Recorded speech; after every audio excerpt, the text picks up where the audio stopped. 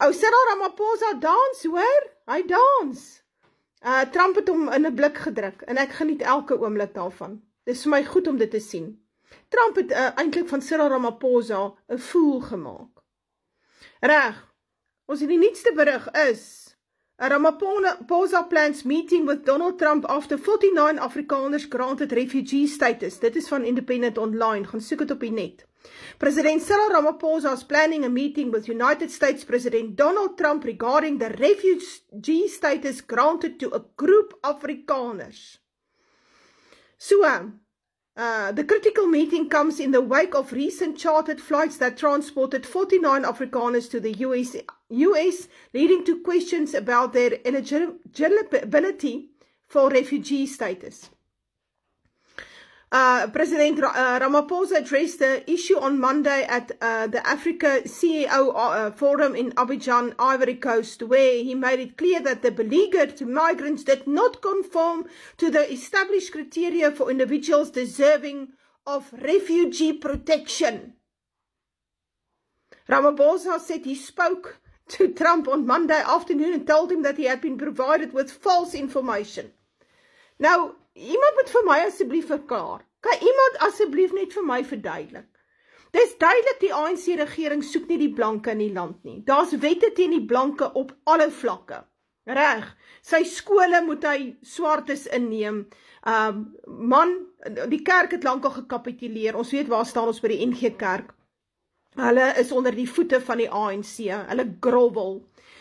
Ons kyk na die hele politieke stelsel, die wette, onthou die expropriation of property, without compensation is gerig teen die blanke, die nuwe equity law, waar hulle blankes uit werke uit wil haal en verplaas met swartes, dit is ook op die kaarte, hulle wil eintlik, daar's nou nog sprake van nog wette inbring, dat die hoeveelheid blankes in die land moet korrespondeer met die bietjie grond wat hulle moet besit. Menende hulle moet eintlik op straat bly, en onder bome, en in plakkerskampe, en so aan.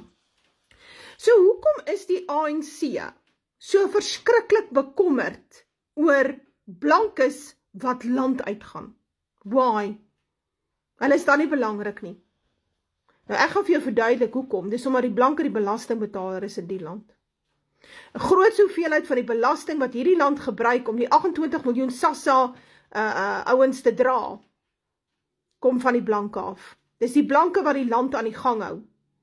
So, dis die rede hoekom Cyril Ramaphosa oorhardloop daarna na Donald Trump toe. Want wat interessant is, hier in 6 en 7 Februarie was die berigte, South Africa will not be bullied, het Cyril Ramaphosa gesê. We will not be bullied, Resolute Ramaphosa. Dit was alles in die nuus, toe hulle die parlementsitting gehad het. So, hulle wil nie geboelie wees nie. Nou maar Cyril Ramaphosa groei 'n paar eiers, my maat, en dan staan jy reg op teen Trump, dan sê jy vir my, moet al die blankes vat. Julle het hulle nie nodig nie. Moenie nou agter hulle gaan aanhardloop en daar by Trump gaan gat kruip nie. Alhoewel ek moet vir julle sê, ek geniet dit verskriklik om te sien wat ou Trump doen met die sotte wat daar by hom aankom, daar in sy sitkamer. Hy doen elke keer so 'n pers storie daar in die sitkamer, en dan maak hy van 'n ou daar 'n totale sot. Ek geniet elke oomblik daarvan. Hy het dit nou die dag met daai nuwe Kanadese leier gedoen, hy het van hom 'n sop gemaak. Ons weet wat het hy met Zelensky gedoen, en ek sê vir jou, ou Cyril Ramaphosa moet ook daar gaan sit, en dan wil ek kyk wat maak Trump met ou Cyril. So ou moet die popcorn reg kry. Die rede hoekom die blanke nou ewe skielik belangrik is oor die blanke se geld, sy inisiatief, die feit dat die blanke die land aan die gang hou, die blanke se besighede die land aan die gang hou. As die blanke nie meer daar is nie, of die blanke hou op produseer, dan vrek Suid-Afrika van die honger. En die liberaliste daarmee saam. So, hier in Suid-Afrika is die hoeveelheid liberaliste heel wat minder as in die VSA. Ongelukkig is dit so, en ek sien dit oral, dat baie blankes wêreldwyd nog nie wakker is nie.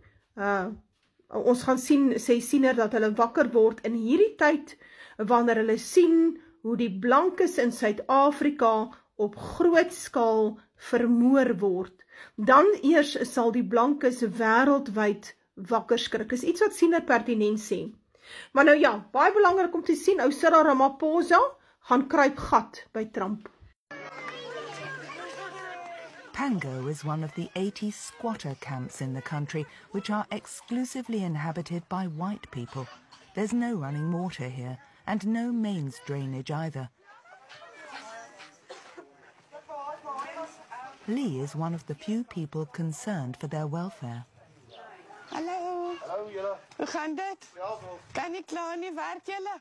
Altyd. Spekuleer. Her aid organisation has come to the rescue of these newly demoted people. Not long ago, the 300 residents of this township were perfectly integrated into society. Hoe gaan dit? They were labourers, employees and craftspeople. Well, you ain't going to believe it. I'm a qualified cabinet maker. And I went to a firm. Their words to me was, sorry, Mr. Kutsie, you are white. You haven't got a job. In South Africa, law states that from now on, companies must hire people of colour as a priority. The consequence is that, just like Andre and his wife, many white people have found themselves without jobs. In this country, where benefits are practically non-existent, the downfall is brutal. The couple live in this corrugated iron house with a clay floor and struggle to have enough to eat. So I'm going to make curry and rice now. I'm going to cook curry and rice for you guys, all of you. Remember me? I'm very hungry. Okay. You know, me? This time you're going to cook for us. I did. The other day I made pap and sauce and wors. So it was you. No wonder it was so nice. Once a week, Lee provides them with a generous lunch. For many of them, it'll be their only meal all day.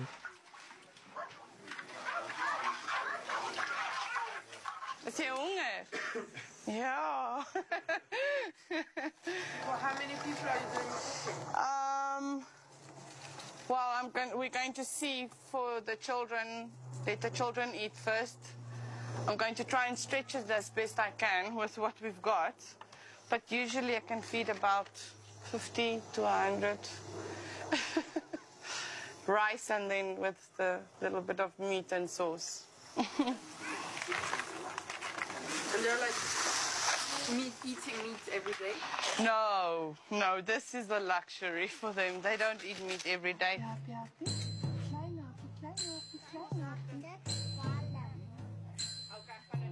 Jaden is going for his third plate now. He wants more. Yeah. The organisation also provides them with food supplies, but as often happens, the distribution of it is interrupted by some uninvited guests. These men and women, who have come from a neighbouring shanty town, are members of a radical political party. Their hats bear the initials EFF, the Economic Freedom Fighters. It's a movement whose aim is to give back the country's riches to black people. They say they have come in peace. That means we are one. Despite the color, the blood is one, and then we should take care of one another. During this stirring speech, other members of the group take advantage of the distraction and steal some of the food. And they're not afraid to show off their loot.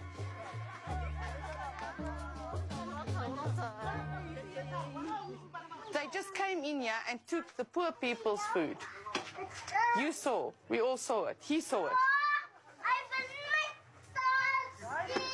But yet we must not say a word because they are the ones that are previously disadvantaged. So it is owed to them.